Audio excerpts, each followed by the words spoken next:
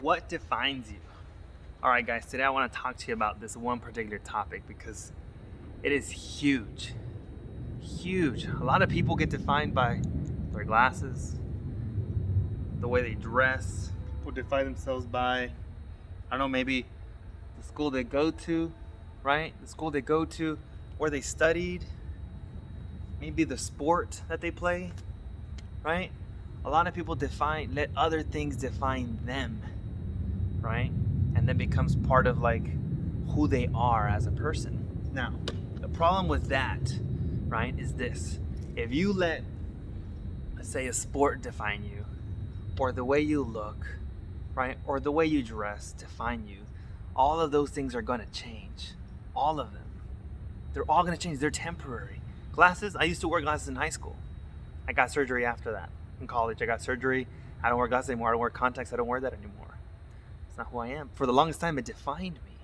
I felt like the nerdy kid. I felt like I was picked on in high school. There's different things, right? That because I let these define me. Now these are fake. I like wearing them just because they're cool.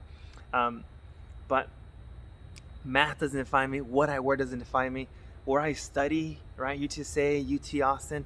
None of those things define me who I am, right? Because all of those things will change. So if you're always defining yourself by the sport, by your clothes, by your looks, by all that stuff, you are going through an emotional roller coaster in life. And you're feeling good sometimes about yourself and sometimes you don't. And when things go well for you, you feel amazing. And when things are not, you don't. You feel horrible, right? You cannot let the external world, that is a bell. You cannot let the external world define you.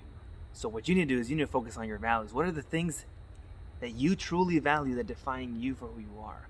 What are some things that really matter to you most? Let those things define you. Your core values define you as the individual that you are. And when you define those cores, it doesn't matter what you look, how you're dressed, or what's going on.